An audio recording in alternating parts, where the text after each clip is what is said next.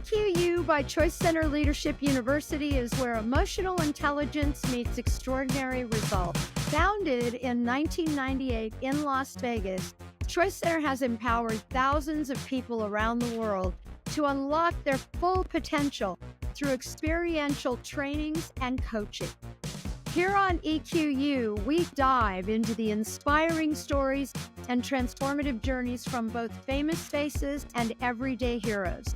Graduates who have harnessed emotional intelligence to have transformed their lives in ways that are nothing short of remarkable. From skyrocketing their careers to deepening relationships, balancing creative pursuits with focusing on health, finances, and family. Our guests share the real-world impact of EQ on living a life you author and love. Get ready to be inspired, challenged, and equipped with insights that can serve you to create radical results in your own life. If you're ready to dream, declare, and deliver, let EQU show you what's possible.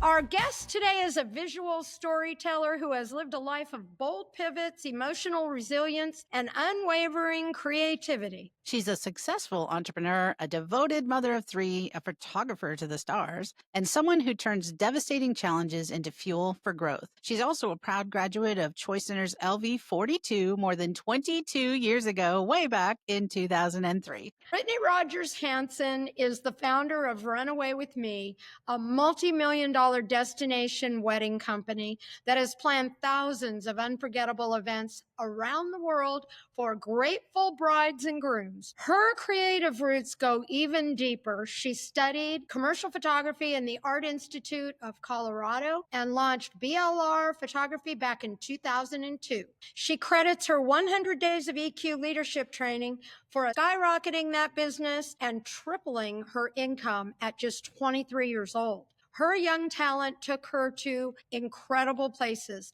photographing Steve Wynn's wedding, the UFC's Dana White and his family, the wedding of Tom Breitling in Lake Como, Italy, and so much more. Amidst all of her incredible success, life has also thrown Brittany some massive curveballs. From losing her home in the 2017 Napa Valley wildfires, to having COVID halt her wedding planning business, to navigating the challenges of raising her son Kai, who is autistic and nonverbal. She's turned every challenge into transformation and every heartbreak into purpose. Brittany's journey is raw, real, and deeply inspiring. Today, she not only leads with love, she teaches her team, who are also ChoiceCenter graduates, to use AI to 10x their impact and lead a security company with her husband and high school sweetheart, Eric, who is a graduate of LV41. Brittany is a true leader, a mom, wife, and a creative force to be reckoned with. And today we are going to gather her insights on entrepreneurship, EQ, parenting, and using AI to transform life and workflows. We also might enroll her to give us some iPhone photography tips. Brittany Rogers Hanson, welcome to EQU. Thank you. You guys too. Brittany, I've known you for so long. I think I met you the first time at your Aunt Kelly's wedding shower. You and Brookie were little girls. I think you were going to be like flower girls or junior bridesmaids. And that was the first time I ever met you. Wow, what a long time ago. And what a journey you have had into success with your family and your business. Tell us about your life before EQ and how you found your way to LV42 at just 24 years old. Yeah, I mean, I'm so grateful that I found Choice Center when I was really young. I just can't imagine my life without it. I was a baby. I had a toddler at the time. My Aunt Kelly, as you know, is LV1. So good friend of yours, and you're kind of my pseudo aunt. Can't remember when I didn't know you. So obviously when Choice Center came to Las Vegas, my aunt had us at a guest event right away. My husband and I were just starting our family. I had finished art school and looking to build a photography career. And we went to a guest event. And of course, my aunt was just like, "You're doing this." Like, okay, cool. And at the time I had started photographing weddings. So my husband went before me. I had a wedding that I couldn't miss on a weekend. And just with his first week in discovery, I was already seeing so many awesome changes and just a new perspective and really excited about life. And so obviously I followed right along, and it's so weird to consider my life before Choice Center because it's just always been such a big part of my life. I mean, I'm 46 now, so it's been a long time, but it was one of the best decisions I have ever made. I used to tell people when I was young, it was pretty much up there with having kids and getting married. It's been that big of a decision for us and our success and just navigating this crazy world we live in. Well, tripling your income and moving into your first studio during your 100 days is a really huge leap. What's shifted for you? You know, when I first did the trainings, at first I was kind of skeptical. I think my husband actually took a notebook and was like, here, I'm here for class. And I just really didn't know what to expect. I was young. And then once I really got into the concepts, I think the biggest, most impactful part of Choice Center is accountability, responsibility, learning that I have control of everything and not from a negative space. We control in a lot of ways. I can be controlling in certain ways, but realizing that everything is up to me. And that was so freeing for me of like, wait, there's nothing holding me back. If I'm in control and it's up to me and I'm 100% responsible for all the results in my life, then it's up to me. And so that for us was like, let's go. We're ready. We're young. I wanted to build my photography studio. We wanted to build this life, and our leadership was just the launch pad. I mean, we threw in all the goals for that 100 days. We took it as we were playing the game of life, and that's what we did with our 100 days, and it just kept going from there. Yeah. What were some of the goals on your PSP, and what'd you create? So it was definitely moving into my first commercial studio, which we moved in down by the airport in Vegas. It was super exciting. I actually found the pictures recently, painting the walls and hanging up my work and being able to meet clients in person. Before that, we were operating out of our home with a toddler. So it's not as professional as we wanted to be. We definitely wanted to buy our first house. We both bought new cars, tripled our income. Back then, this was, we were in our 20s and we wanted to make $20,000 in a month. We were going to be able to travel and raise our family, and we hit it like the first month. But also part of that too was really building a strong foundation for our marriage. Obviously having kids young, and him and I, high school sweethearts, we had some drama. So learning how to navigate and be with each other, that has always been evolving, still is to this day. Anyone who knows has been married a long time. It keeps going. But then also part of that too was making an impact in the world and changing people around me. So my biggest goal, I wanted my circle to be with the same mindset. So everyone we knew, everyone that worked for us, everyone that we were kind of surrounded by was doing Choice Center work and evolving themselves as well. And that meant a lot. Soon after that, we found out our son had autism. And so new challenges started to arise, and navigating with a community that was really supportive and also wanted to give back and make the world a better place. My leadership was really about continuing the work of Choice Center. Beautiful. And when you were here and you had that photography business and you said you ended up tripling your income, got your first studio, how did you start to put together such a big Rolodex of clients, and tell us some of who they were? I mean, in the beginning, it was nerve-wracking. Confidence is hard when you're young, and I think I've built a lot of confidence and really just declaring stuff. So I want this, I want that, I'm going to be this, and then doing whatever it takes. A lot of times it was fake it till you make it, going in and being like, yeah, I can totally shoot that. And then going, oh shit, how do I shoot that? Figuring it out later. But, I was able to deal with a lot of stuff from my childhood and step into my power to be able to trust myself enough that I am enough. And so I grew quickly. I really discovered my talents and I really loved it. I loved being with people. I think what you learn in Choice Center and leadership can teach you how to communicate in the world and be with people in a different way. I was able to elevate myself. We started photographing more higher end clients in Vegas, and we became the preferred photographer at Four Seasons, which really opened up a lot of doors to meeting people, which ultimately led us to photographing Steve Wynn's wedding and Tom Breitling and Vanessa. That was my favorite wedding. We got hired in 2007 to go to Lake Como, and I remember my husband and I like, oh my God, we're going to Lake Como. And he had shortly started doing video after I started photography. So it was great as a young couple. Couples could hire us to go to different destinations and we could share a hotel and we got to travel together. So we just really, even with young kids, got to live this cool life. We shot a wedding in Fiji under a waterfall for one of my favorite florists in Las Vegas. So we just started growing from there. And once the word gets out, it gets out there. And we were committed to being a little more photojournalistic and natural and fun and trendy. And at the time, that was when the industry was really shifting to that. So we kind of right place, right time. Yeah. I mean, you've got Dana White, Steve Wynn, Tom Breitling, just so many famous people. And I remember the Steve Wynn wedding to Andrea Hissom and how funny it was that he chose to have it on the same day as the royal wedding of Prince William and Kate Middleton, and had guests like President Trump and Hugh Jackman and Celine Dion and Garth Brooks and all that. What was that day like shooting that wedding? I mean, it was a little chaotic. I'm not sure how much I can say on it. Beforehand, there had been some stuff leaked to the press. They went and did kind of a mock wedding at a Vegas chapel to be funny, and the chapel had sold it to TMZ. It had nothing to do with us. We weren't involved. We were supposed to have 14 to 15 on our team. And they called us and they didn't even know they wanted to do it. We were about to get the whole thing cut. We'd prepared for months. So finally, we stripped our team down to the bare minimum. I think it was me, 2 shooters, 2 other photographers, and 2 video. So 5 of us. It was supposed to be a lot more. And it was a 3-day event. It was a lot of famous people. The day before, we went to kind of scout everything out, and they'd showed me the chapel where they were going to do it at the Wynn. And the pews went all the way to the wall. So there's no aisles that you could go and get different angles. It was just back middle. And I was like, I can't do this. This is going to ruin my career. I cannot shoot this wedding like this.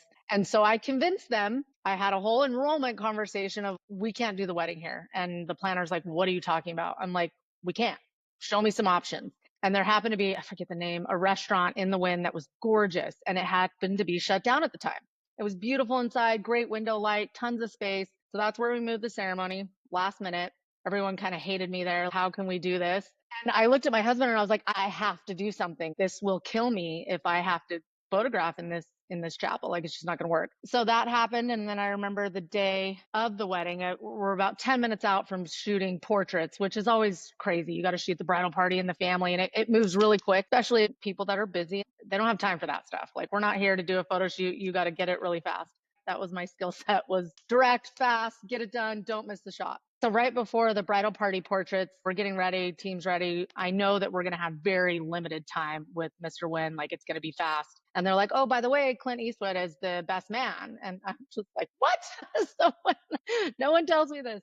And we had, Lionel Richie perform. It was a great event, really fun. I think we've never been so challenged. I remember I used to shoot really candid, low light, black and whites. That was kind of my style. And we had notes of everybody. And I remember Eric looked over at me in the middle of the reception. And he goes, that's the guy that they had their first business deal to work on the first casino or something. He goes, get it. And I panned and, just got the shot.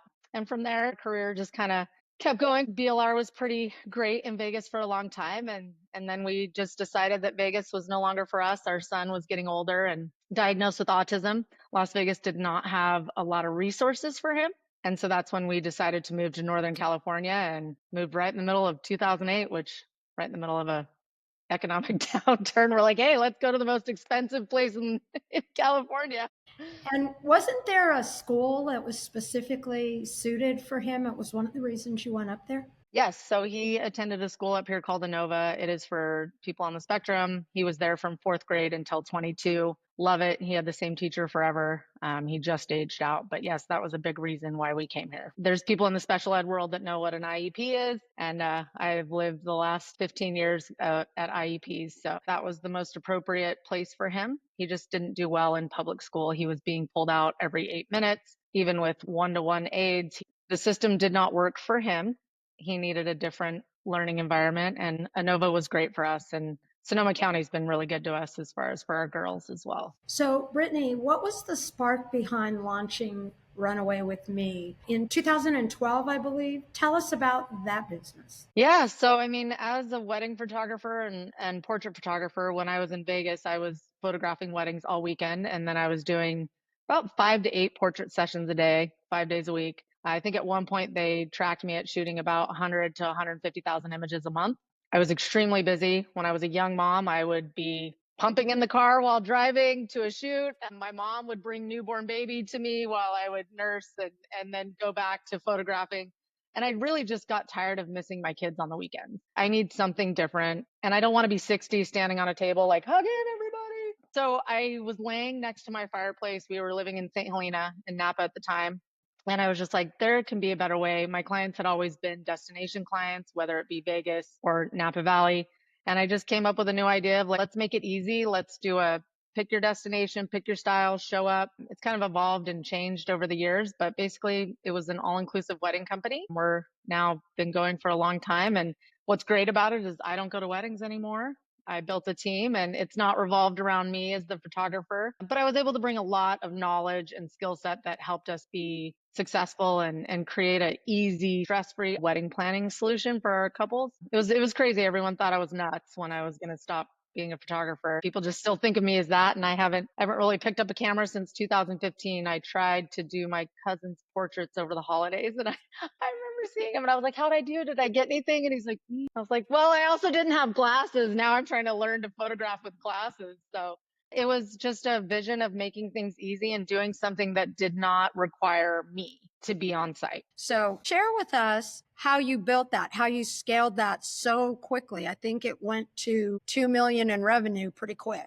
Yeah, I mean, it really is the basis of Choice Center: dream, declare, deliver. And it was like, okay, even the be, do, have, like, you've got to know what you want at first to put it out there, to have the universe give it to you. So for me, it was like, I want to build this wedding company, this stress-free, awesome wedding company that doesn't require Brittany at the driver's seat, so that I can be with my family. And it was just dream, declare, deliver, and just kept making it happen. You just put it out there and go for it. And somehow, whether you know the steps to get there, you fill in the gap. Once you know your result, where am I trying to get to? Sometimes we miss. I think one of the biggest things that I still work with my team in leadership, you're always declaring, what am I going to have happen? What's my next goal? What's my next thing? And a lot of times you miss. And one of my greatest coaches in the world, Robin, would always be like, okay, if I miss, what's in the gap? What was missing in me? What ways of being, what ways of creating what I wanted, and going again? When you're coming from that place of declaring it first, being it, you're able to take the steps to get there. Go all the way.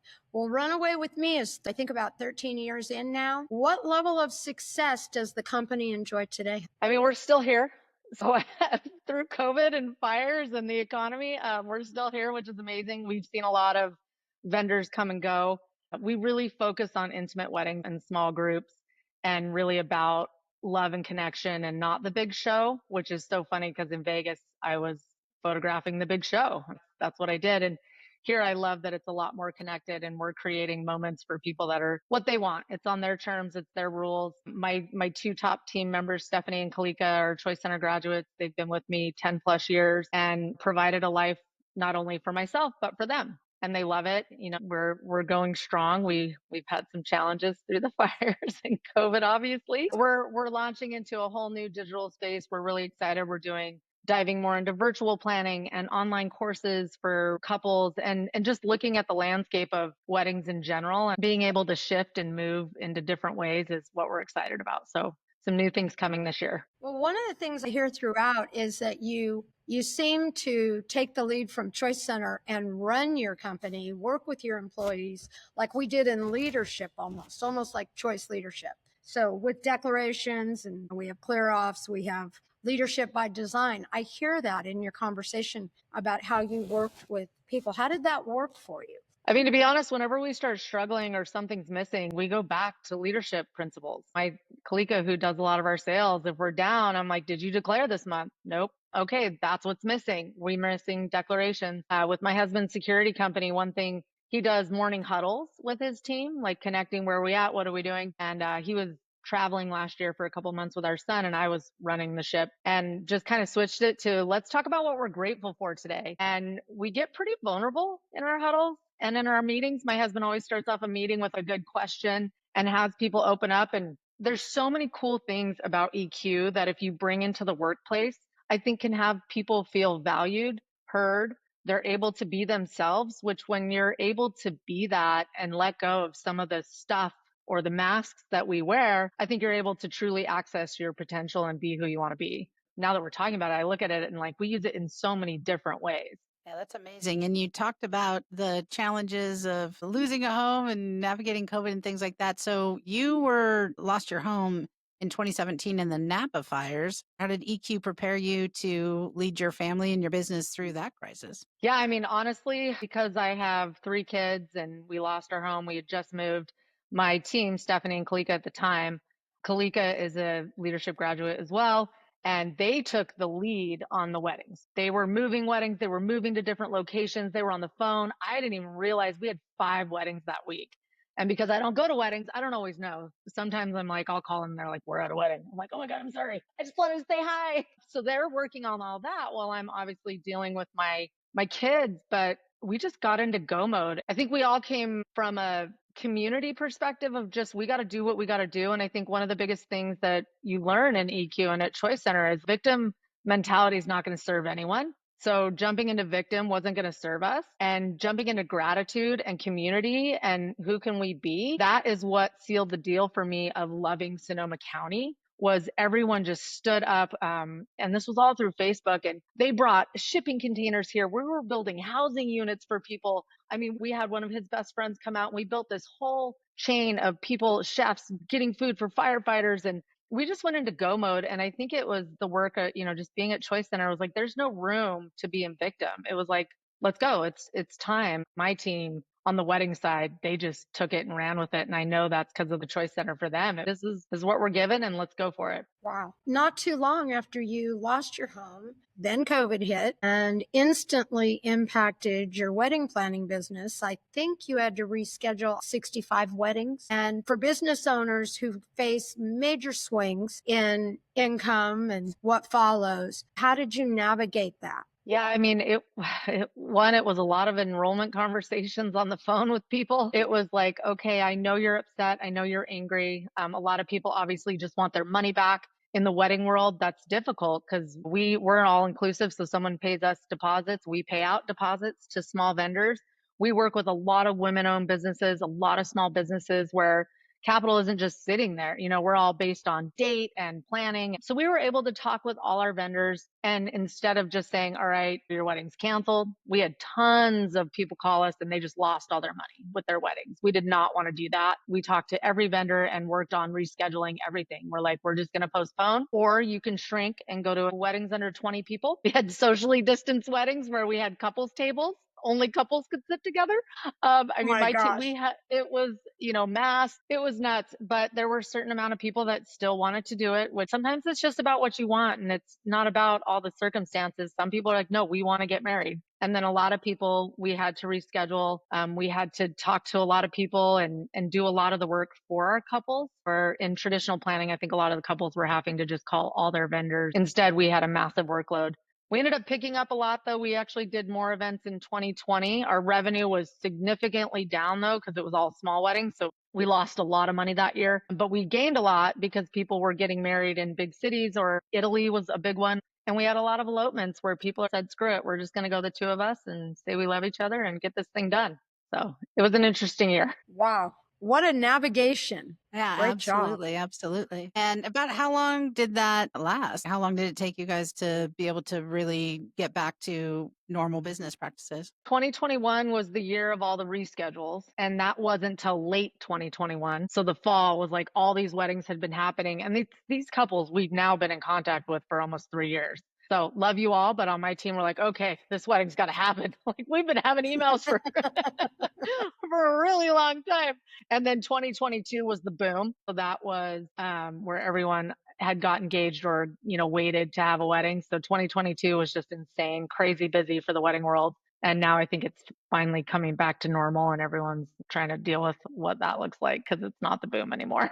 Right. You've got 3 kids, 2 girls who are 15 and 20, and your son Kai, we've talked a little bit about today. He's 23 and autistic and nonverbal. Many of our graduates have kids who are on the spectrum or family members who are. I have a nephew who's autistic. Can you share a little bit about that journey that you've been on with Kai so that people have some insight into what that's like to raise an autistic child? Yeah, I mean, I think it's the biggest gift and it's the hardest thing I've ever done. So finding out, 4.5, that he is on the spectrum. At that point in time, he was pretty high functioning and they labeled him as Asperger's, which isn't really a term as much anymore. It's a spectrum and you've got levels. He always been so compassionate, so empathetic. I think he really feels energy different than any of us. But, it's a struggle. He's got a lot of aggression. He's had a lot of violent episodes in his life. We had to restrain him a lot when he was young. Our daughters had to be witness to that. It causes a lot of tension between 2 parents. I think the statistics are like 65% of parents with special needs do not make it. They're definitely divorced. It's rough. You see it one way, he sees another. My husband and I batting heads, just trying to do what's right. But at the same time, both of us carrying a lot of guilt and shame. So a lot of like, what did I do? how can I make it better? This is my fault. And you struggle between wanting to help, wanting to fix, wanting to make things better, but also just needing to accept and understand this is different than the world. There's a lot of me that believes people on the spectrum are very far ahead of us.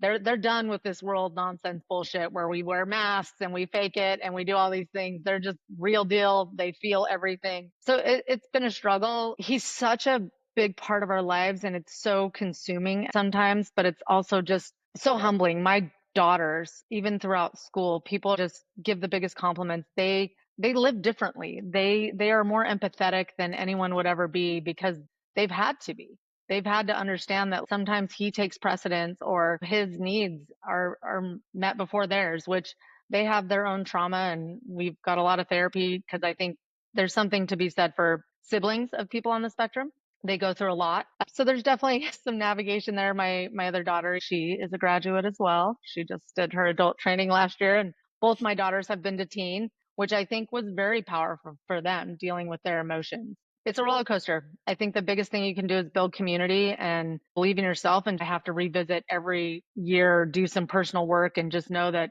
I'm doing the best I can, but also who do I need to be who he needs for me? Obviously, Kai's in my life and our life for a reason. And who do we need to be for him? And I think Choice Centers helped me with a lot of the trauma around it and guilt and shame and being able to own my power and believe in myself and let things go.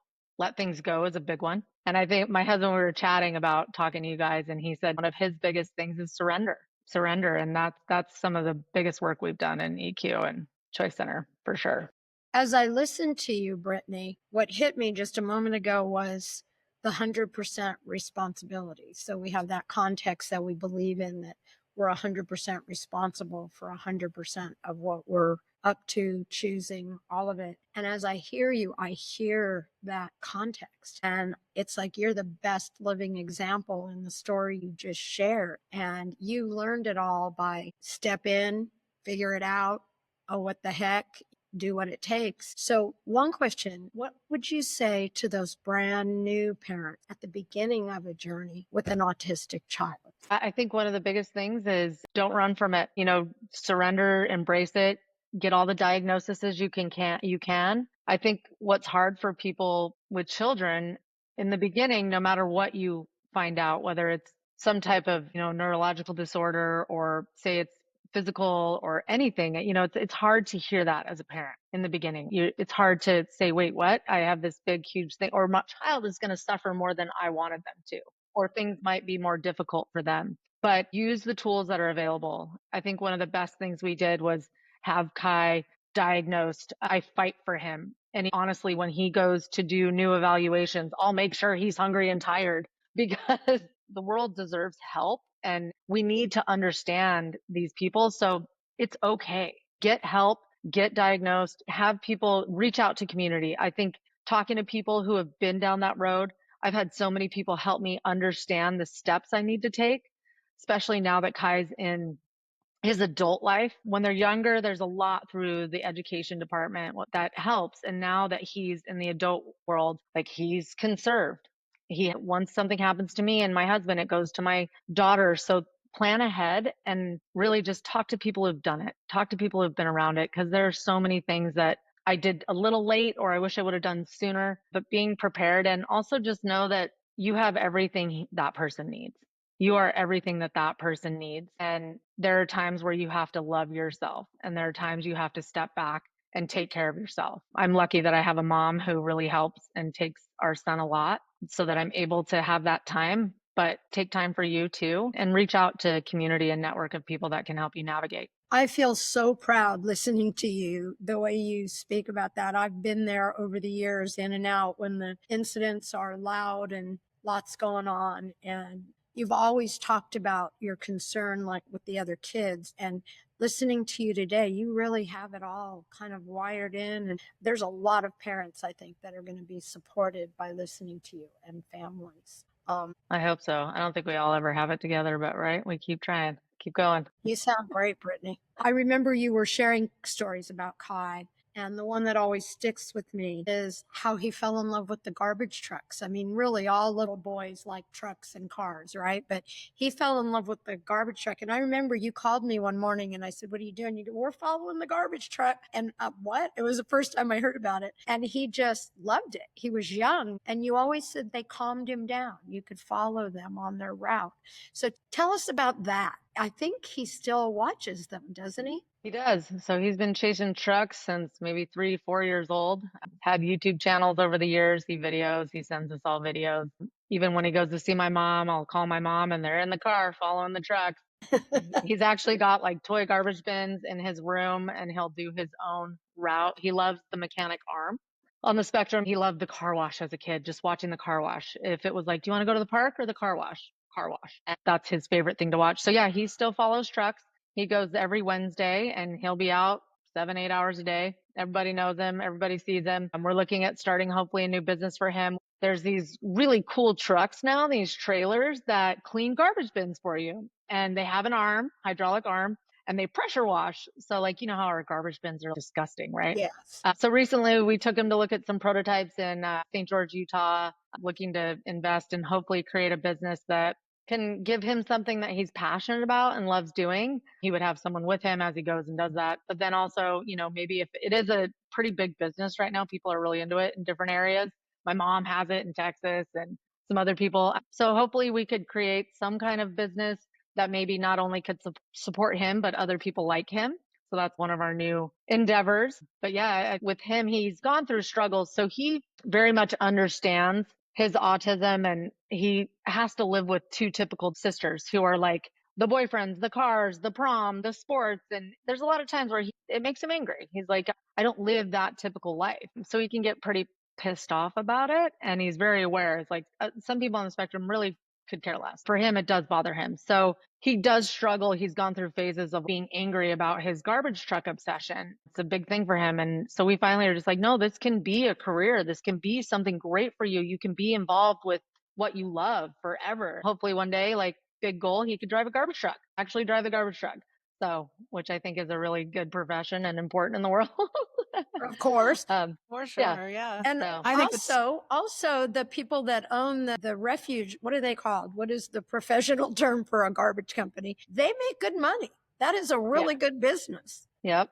It's a big business. So he's got a good buddy that he went to school with who volunteers for the recycling company up here and loves it. I see his little TikToks and he's all about it. So I think there's a lot of opportunity. It's different though. We always thought when you first have a family, we would be almost empty nesters and you know, Kai's probably going to be with us a while, but we're grateful to have him. And we just kind of drag him along on all our adventures. We were talking last night on our 10-year plan, and my husband and I really want to retire and just end up on a catamaran in the water somewhere. We sail a lot, and we're like, well, he gets to come with us, or we find something that he loves here. Yeah, I love this idea of creating a business that can sustain him and give him, you know, some purpose and using his passion to build something. I think that's really, really cool. And what's something that you wish more people understood about special needs kids? I think that some of the misunderstandings is maybe they don't feel the same. They feel so deeply. My son, I think, understands us on an energetic level more than any words could ever say. He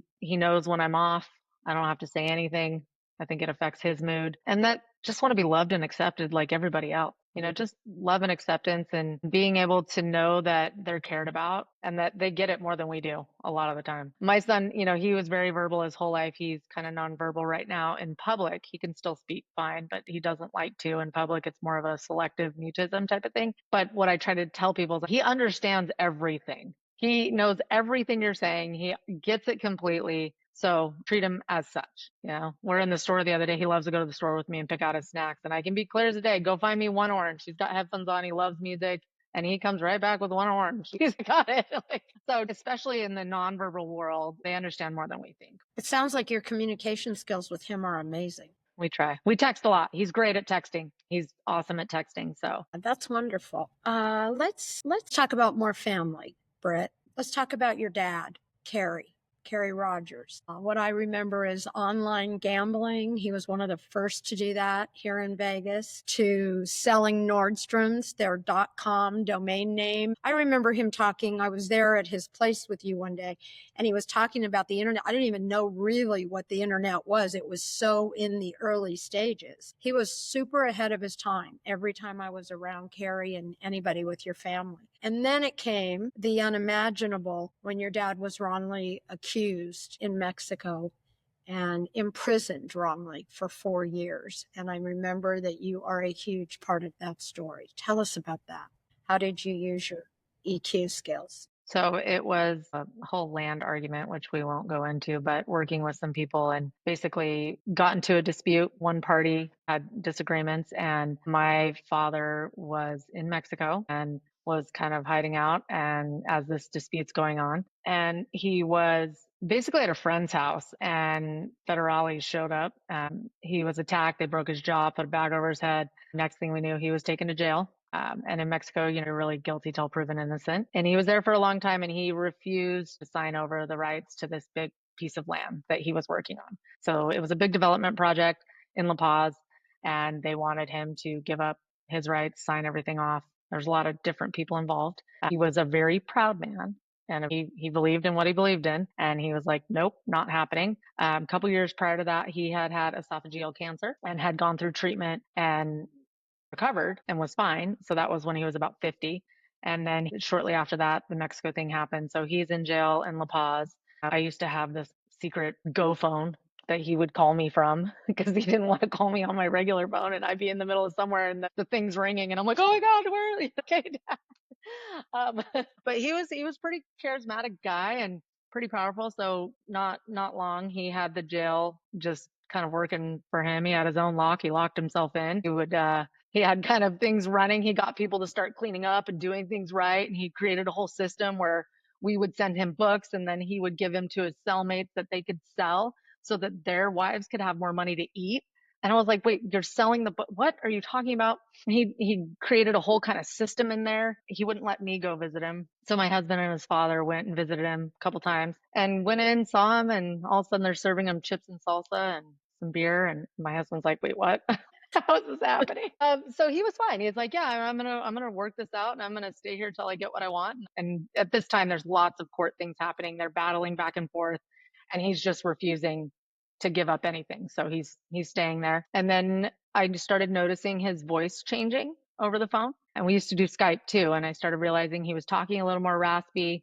Things were happening. So I called his cancer doctor, and I'm like, what is this? What's happening? And he's like, oh yeah, it's back.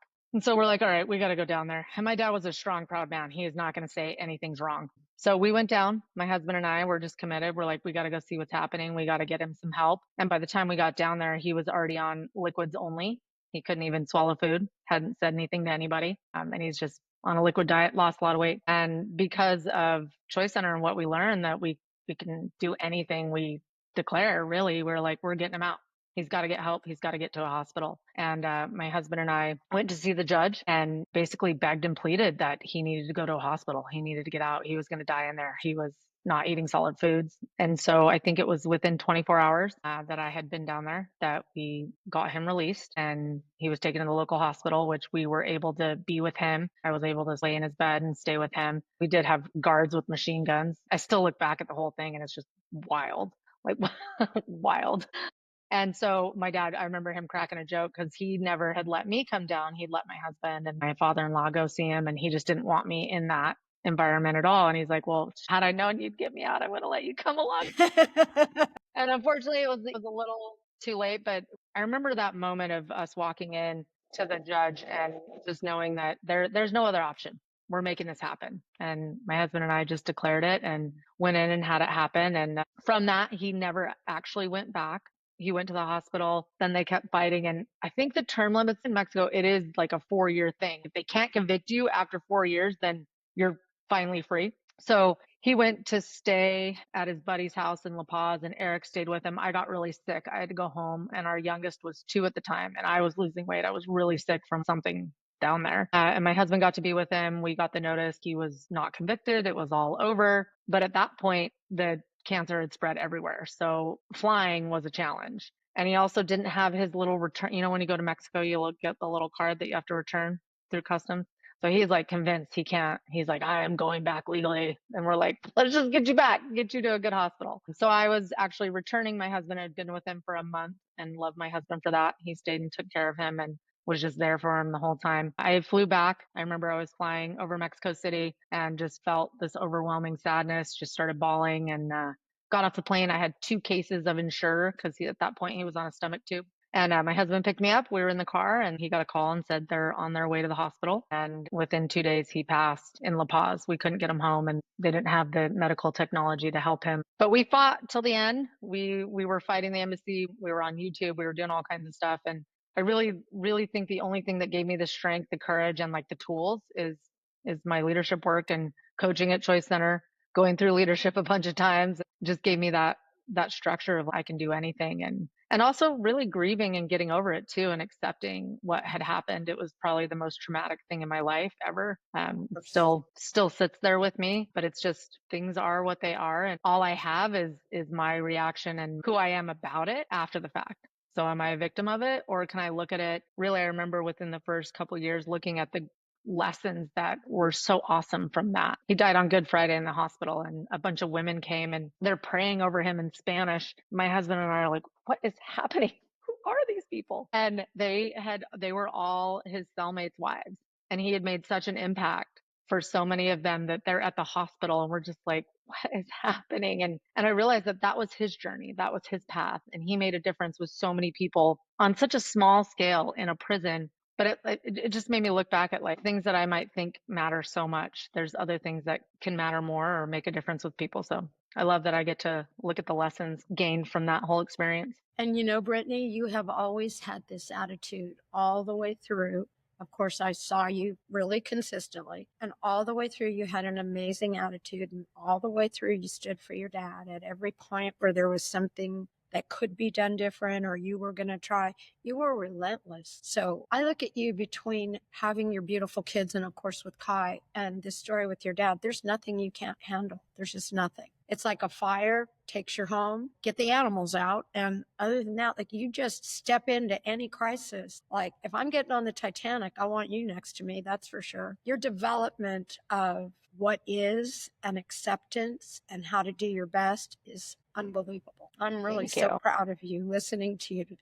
Well, girl, you know, you've gotten me through a lot of it personally, you personally. Thank you. I'm so proud of you listening to you. And it's why your kids are thriving, because when we all have adversity, you have extreme adversity in this whole picture you've shared, and you share it gracefully and eloquently, and people can learn from you. You're not dramatic. You're just, this is what is. And you're teaching people we can handle anything. We humans we are very resilient. We learn that in training, and everything can have a completion and a what's next. And you're a living example of that. Your husband, Eric, is your high school sweetheart. You guys have been together for a long time. And he's LV41. You two both took the Abundance and Prosperity course twice with Chris Lee. Are there any advantages to taking trainings with those you love? What would you say those advantages are? Well, we've done a handful of trainings together. We've coached together multiple times. A lot of times, you guys know when the Hansons roll in, we all roll in and we're like half the training. But yes, Abundance, especially for Eric and I, the first time around, it was really great to come up with a vision together for our life and just declaring and really focusing on what we want for our future and being able to be vulnerable together and be exposed. You know, the trainings have a great way of, I think, getting to a present open space that it's difficult in our normal lives. We all have our walls. We all have certain things we hold back on. And I think any of the trainings at Choice Center is such a great space to just be authentic and be you. And you're with a group of like-minded people who all want to do the same thing. Yeah. And it's also a committed time to make those conscious choices. So I think a lot of times we put off things or we're distracted. And what I love about spending a weekend in a Choice Center room or a training is like, I'm here to focus on my life. I'm here to focus on whatever it is, whether it's relationship, whether it's working on something. I remember after my dad passed, me coming back to the first training, I knew it was going to be rough. I knew a lot of this stuff I'd been stuffing down. It's time to deal with it. And with my husband and I, every weekend that we've ever spent at Choice Center, it's that personalized, focused time where we both know we are committed to the best version of ourselves and our next steps in our life. You stop the world for a little bit and you get to take that time to focus on what's next for you. And abundance, we did a whole, and you do like 5-year mapping, you talk about a lot of things and what you want to create. And we save all of our notebooks, all of our workbooks. Thank God, I want to say it was probably 2011, maybe. I'm going to say was one of our first ones, 2010. I could be wrong, but I know by like 2015, 16, that we had created everything in our journals, everything, like the income we wanted, the boat, the car, the spending time with our kids. My husband's awesome. We do vision boards every single year on New Year's. And we've always got the cluster of like more time with the kids or the next big step we want to take. This weekend, he wants to work on our next 10 years. And a lot of those tools we get from what we've done at Choice Center. And I highly recommend a lot of workshops. If you can go with a loved one and you're working on things coexisting and the life you want, it can be really powerful. Relationships training has saved our marriage a couple times. Highly recommend. As it does for many, absolutely.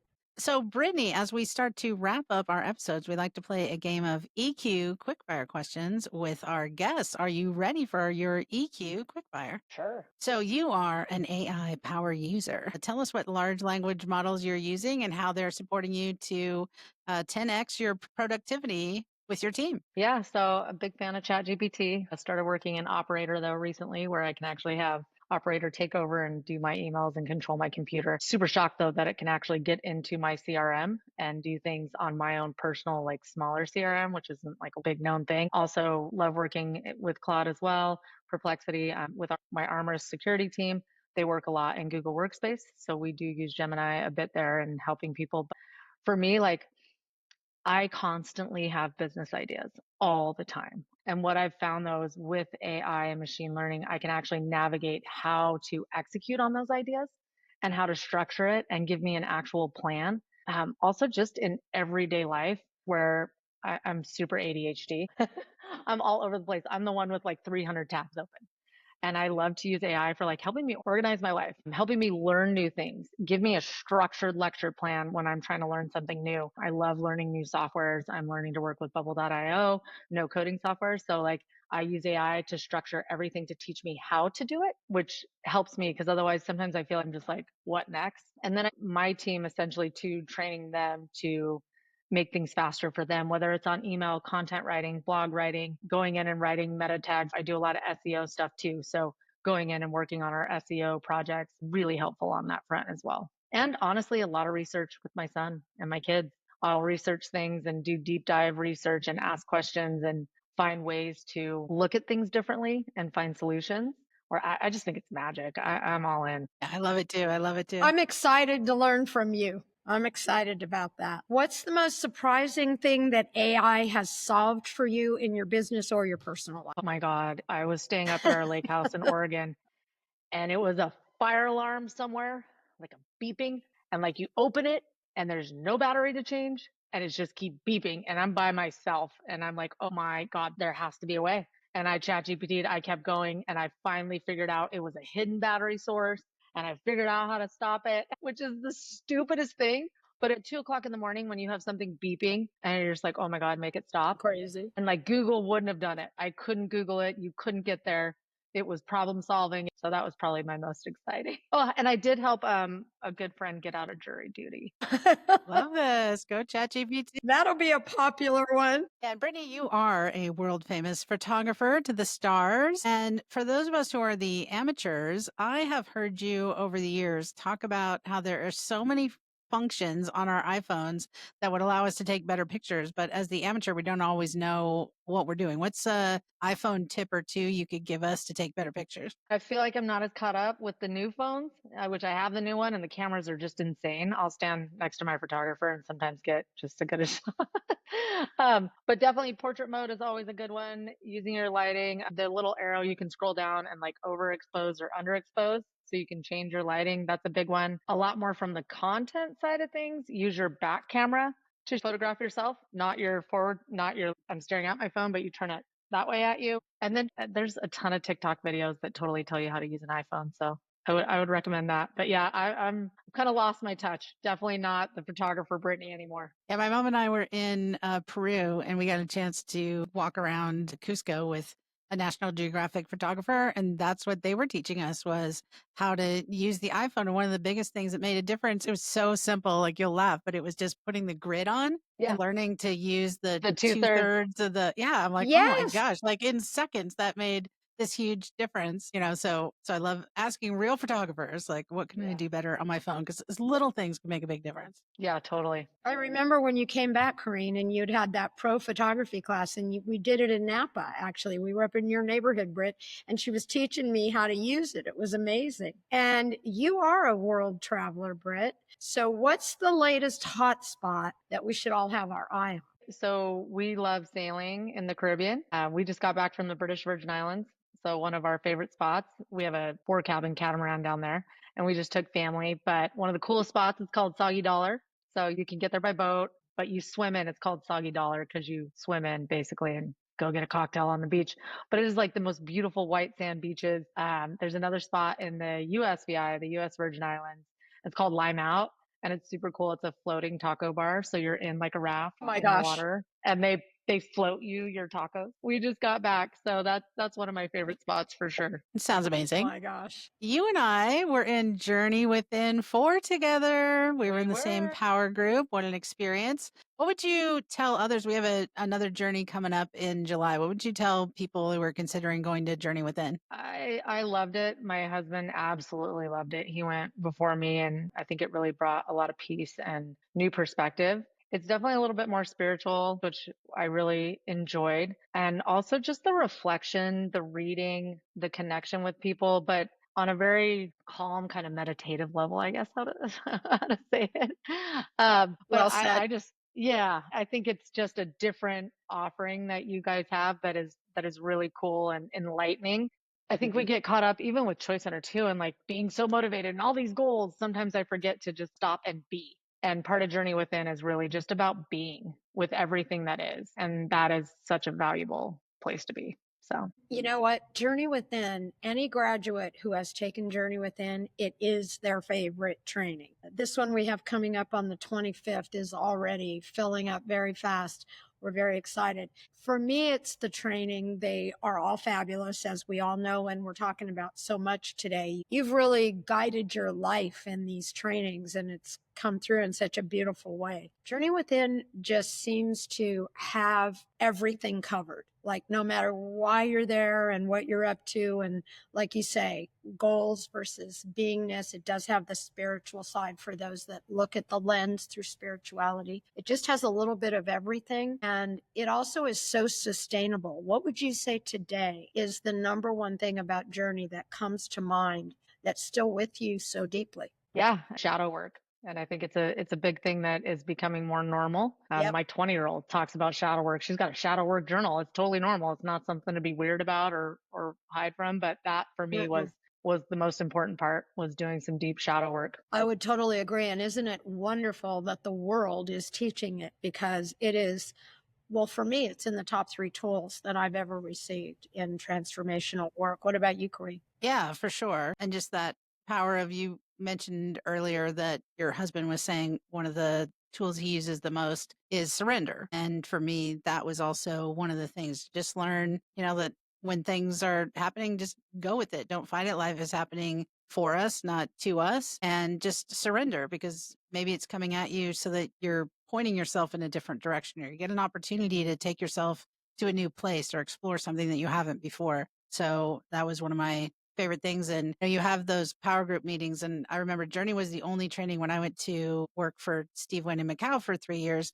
And I came back, it had started while I was gone. And so it was the only training I'd never taken when I returned. And I was like, oh my gosh, we're going to have these power group meetings every week. And then it turned out to be the thing I looked forward to the most. It was Monday nights. I still remember that. I really appreciated you, because I had such a connection to the training. So I was often in that mode of coaching, supporting others. And you would always be the one that were like, oh, no, no, no, no, no, no, no. You're not getting away with this. Like, you tell us what's really going on in your life, and what are you being confronted by, and what do you get to surrender to? And I just always have never forgotten that. And I was like, wow, that's really cool that you were willing to just not let me off the hook. And really, that's what created the deepest value for me in that training. So I appreciate you for that. Oh, love you. Thank you. You're always out there just giving the best coaching and given to everyone else. And I don't know Choice Center without you. So you've been there for me a million times. That was a great training to take with you. Wasn't Maureen and Maynard in that? Yeah, they were in Weren't our they on power your group team? too. I We thought had so. the best power group. Oh my You God, really we did. did. We had this really young, wasn't she a gymnast or something? Her name was Lily, I think. Yes. And, she was in there with all of us who were total type A, always like just jumping in. And sometimes we'd have to encourage her to speak up. And she was always the one who would drop the biggest bombs that would blow your mind. She Always. was quiet, but just deadly.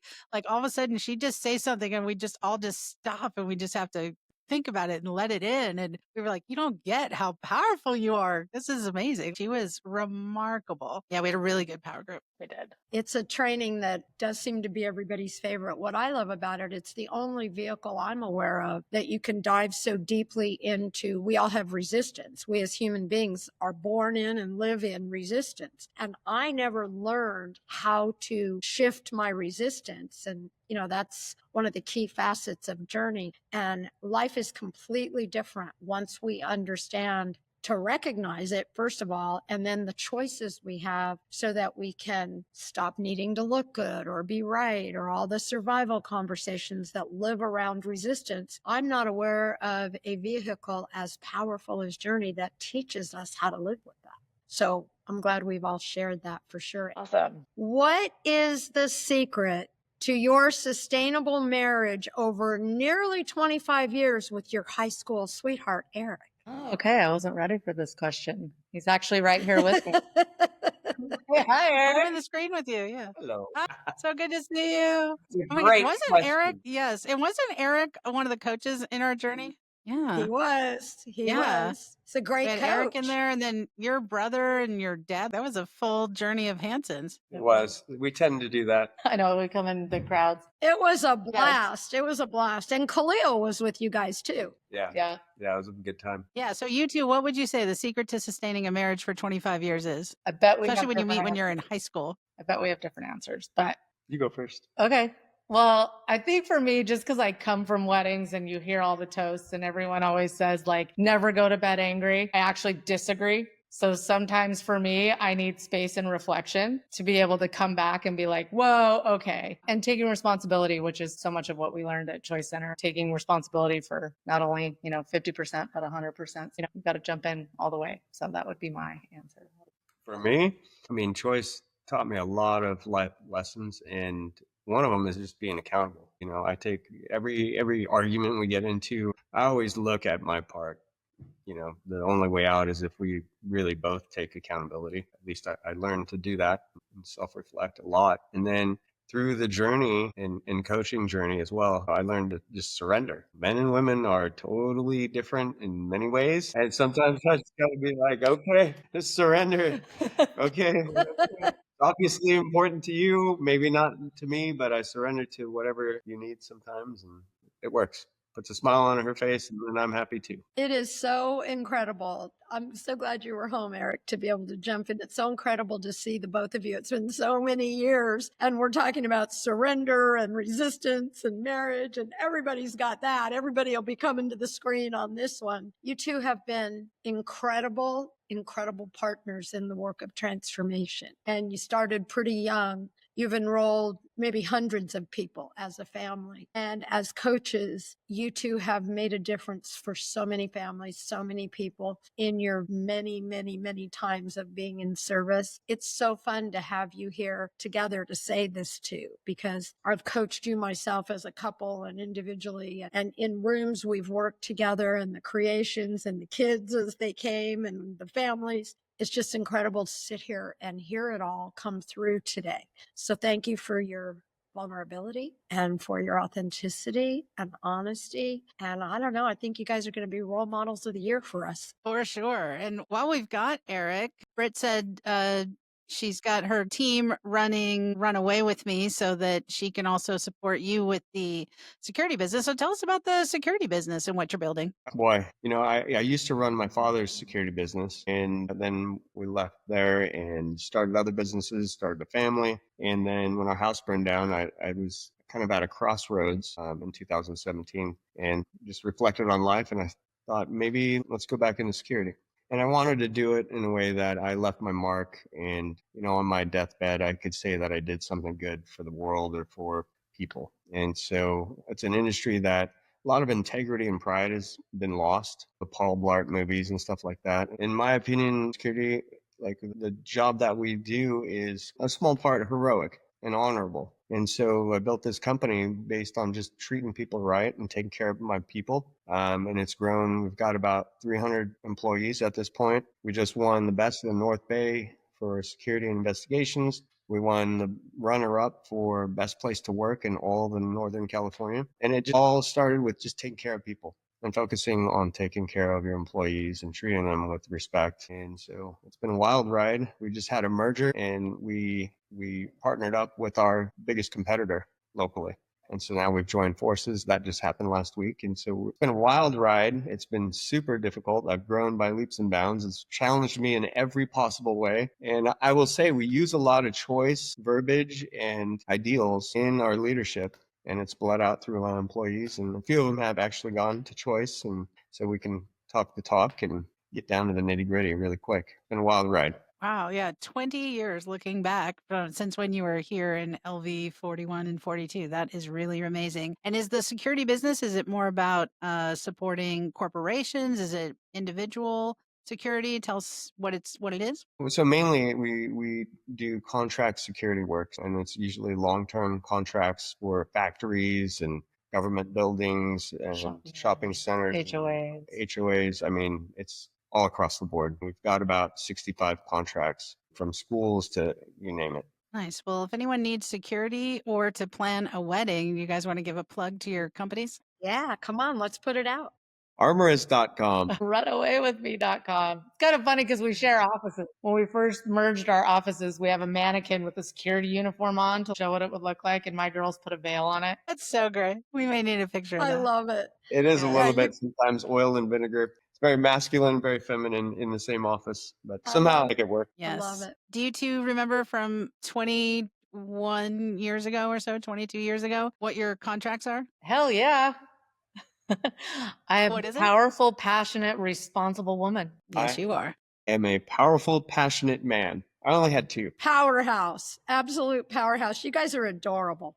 Thank you so much. You have made my day. Sitting and hearing you about the last 21 years, you have totally presenced why we do what we do. So thank you. We love you, Rob. Thank you. Thank you, guys. This wouldn't have been the path that we lived in the last 2 decades without it. And it's been a great ride. It's saved our marriage. It's saved our family. I'll talk for myself and me as an individual, and kept my sanity and had me push through obstacles and trials and tribulations through raising a family and a child with special needs and multiple businesses. It's taken everything combined to get through this. They'll have a smile on their faces. Thank you. Bye, Eric. Thank you. Thank you, guys. So, Brittany, as we end each episode, we invite our guests to create an EQ stretch challenge for our listeners to complete in between the launch of our weekly shows. So, if you are going to create a stretch challenge for listeners, maybe something that's helped you move through all the different life experiences that you've had, or goal setting, or expanding themselves to take on things that they didn't think were possible, what comes to mind for you to offer our listeners as a EQ stretch? Okay, so I get to create a stretch? You do. You do. All right, well, can I do this around AI for the people that are scared to use AI? Yeah,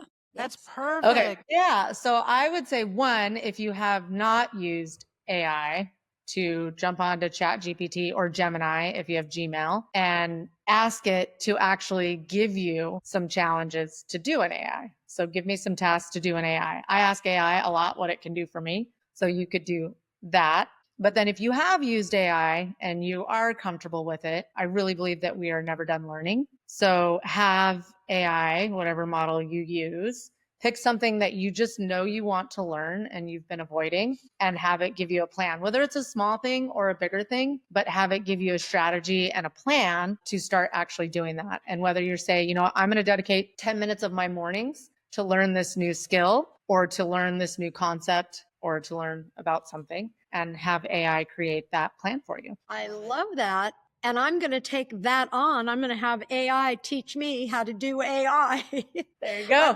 I've been wanting to learn. Now you just gave it to me. This Was is that okay, fantastic. Corinne? Oh, that was wonderful. It's perfect. We haven't had a stretch Perfect. challenge like that, and it's ideal. It's perfect. It's Cutting great. edge, cutting edge. Brittany, is there anything we haven't asked you that you want to share with our community as we begin to wrap? So like you've said, we've had a lot of people go to Choice Center after us that we've enrolled in going. And I think one of the coolest things that still happens is I get a Facebook message or I get a thank you. And the reality of how many lives I helped change and put people on the path that they wanted to be on or navigate really difficult times of their life. And I just think it's really cool that I got one, I think couple months ago. My friend Celine, she reaches out and she's still, no matter what, we'll always come back to Choice Center topics and basics. Choice Center gave me a way to give back to the world that felt right for me, if that makes sense. Makes a lot of sense to me. I feel the same way you do. Yep. Yeah. How would you describe it? If someone was going to ask you, well, what is Choice Center? What would you say?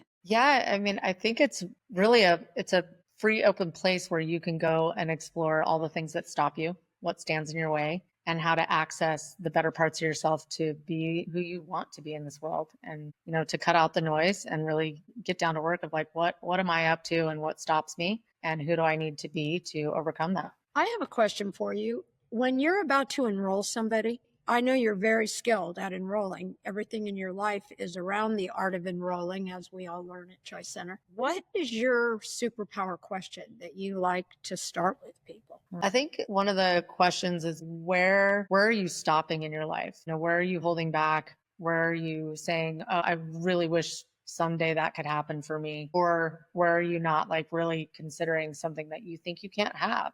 Or you think is too unattainable for you? That's definitely a big one for me. Great questions, Britt. Thank you.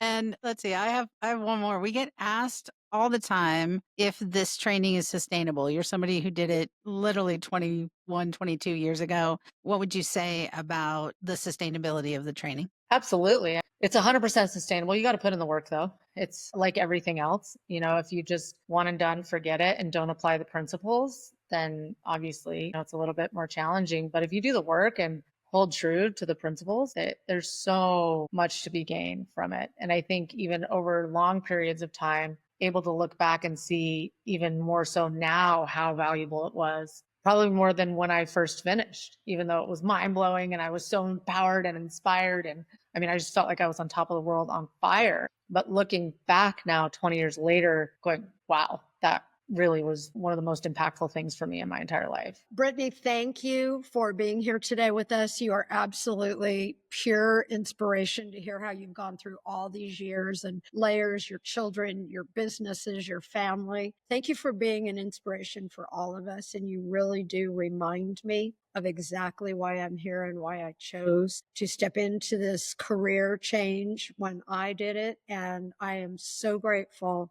to hear just in your family and in your circle, the immense, almost immeasurable value that you have created for yourself and everything in your family's lives. It's beautiful. Thank you. Yeah, thanks for being on this journey with us for so many years and just your partnership and keeping the work moving forward, and especially for your friendship in Journey Within and just always calling me forth to be my biggest version of me. And you and Eric, truly inspirations, and we're gonna go try these tips on our iPhones. So, and with AI. Oh my gosh, thank you guys so much. I love you both forever. I love being part of Choice Center, and I'm so grateful for all that you two do in the world. So thank you so much for talking with me today, and love you guys.